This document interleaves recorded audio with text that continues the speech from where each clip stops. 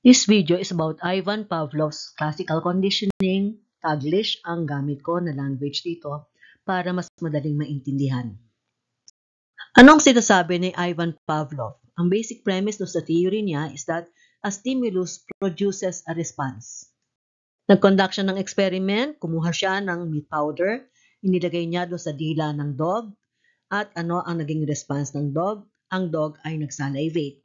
Yung meat powder, yun ang stimulus, ang response ay yung salivation. Wala pang learning na nangyayari kasi ang salivation, yung response to meat powder is just a natural response given by dogs. So, ang term na ginagamit dito is unconditioned. The meat powder is the unconditioned stimulus and the salivation is the unconditioned response. Pero merong bagong element na inintroduce itong si Pavlov. Naglagay siya ng meat powder sa dila ng aso at the same time nag-ring siya ng bell. So anong naging response ng aso? Siyempre nagsalivate kasi naglagay siya ng meat powder, di ba? Yun ang natural response ng isang aso sa meat powder. Inulit-ulit niya yan. Ilang araw na ginagawa, ilang beses sa isang araw, magre-ring ng bell at the same time na maglalagay ng meat powder at yung aso naman ay nagsasalivate. Later on, nag-ring na lang siya ng bell. At ano kaya ang naging observation niya? Yung aso ay nagsalivate. Ang ibig sabihin, na-associate na nung aso yung meat powder sa ringing ng bell, kaya kahit meat powder ay wala na, ringing ng bell na lang ang nandoon, nagsalivate pa rin itong aso na to. So meron ng learning na nangyari, kaya ang term na gagamitin is conditioned. Di ba dati nung wala pang learning, unconditioned stimulus and unconditioned response ang ginamit na terms. Ngayon, yung ringing ng bell ay conditioned stimulus at yung salivation ay conditioned response. Bakit ito tinatawag na condition? Kasi hindi yan natural responses. Natutuhan lang niya because of association. Hindi naman natural na mag-salivate ang isang aso dahil lang nakarinig siya ng ringing ng bell, di ba? Pero dahil magkasabay palagi yung ringing ng bell at saka yung paglagay ng meat powder, associated na ng aso yung ringing ng bell with the meat powder. Kaya kahit ringing ng bell na lang ang nandyan, ay nag-salivate pa rin siya. So we know that it works with dogs. But the big question is, will it work in humans? Okay, tingnan natin yung Little Albert experiment ni John Watson. Ito ay naging controversial later on kasi unethical yung research na to. Gumamit ng isang baby. Pinag-eksperimentohan yung baby. With the present standards in ethics, hindi ito papasa. But still, John Watson proved a certain point. And let's see what that is. Ito yung ginawa ni Watson. Nagpakita siya ng rat, little white rat, kay Albert.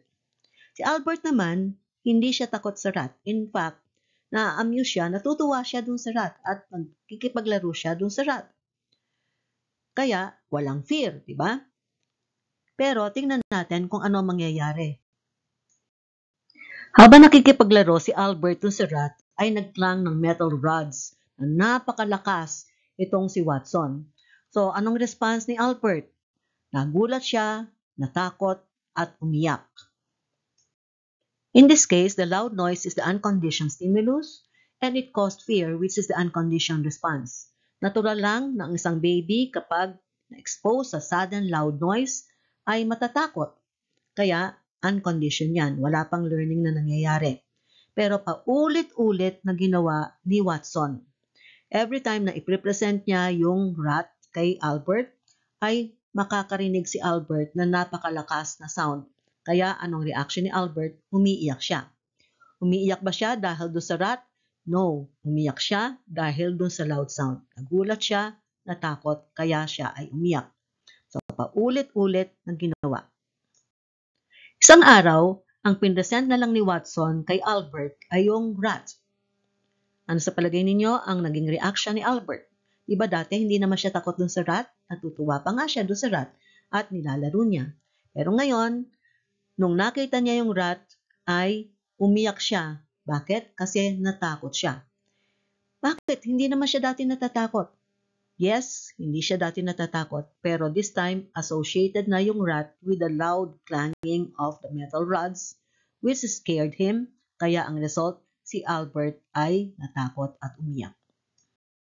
So in this case, the rat is considered as a conditioned stimulus and it caused fear, which is the conditioned response. So merong learning na associate yung clanging of the metal rods with the rat, kaya kahit rat na lang ang nakikita ay umiyak pa rin si Albert kasi natakot siya.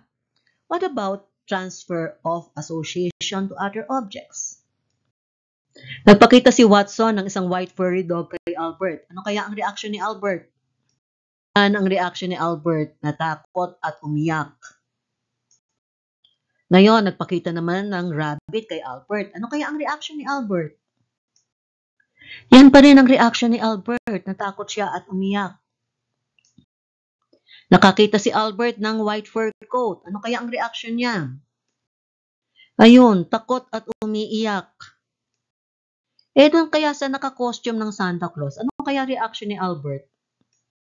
Ayun pa rin, takot at umiiyak. O di ba napaka-unethical talaga nitong research na to eh. Imagine na trauma yung bata dahil lang dito sa experiment na to. Pero na-prove yung point na yung classical conditioning ay effective din sa mga tao. In fact, merong sinulat si Watson doon sa Behaviorist Manifesto niya na naging sikat. Ito yung isang excerpt.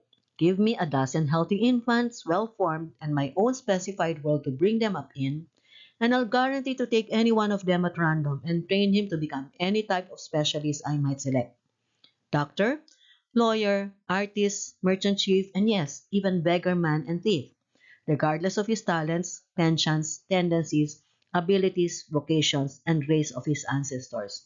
Uy, parang medyo may kayabangan itong pagsulat ni Watson kasi parang sinasabi niya, kaya kong gawin, kung ano man gusto kong gawin, madidevelop ko ang isang bata, kung ano man ang magiging siya.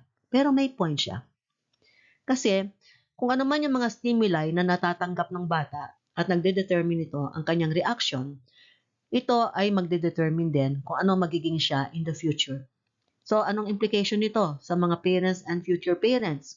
Kailangan aware kayo kung gaano ka-detrimental ang role ninyo sa pagpapalaki ng inyong mga anak. Kasi, kung positive ang pagpapalaki niyo sa kanila, then the tendency is magiging positive din sila sa kanilang self-actualization. Pero kung negative yung mga stimuli na pinaprovide nyo sa kanila, ano ang magiging epekto nito? Hindi nila ma-actualize ang kanilang potentials, baka instead ay magiging pangit ang kalalabasan ng kanilang pag-develop. So, ito ang theory about classical conditioning. I hope the discussion has made it clearer for you. Please subscribe, like, and share.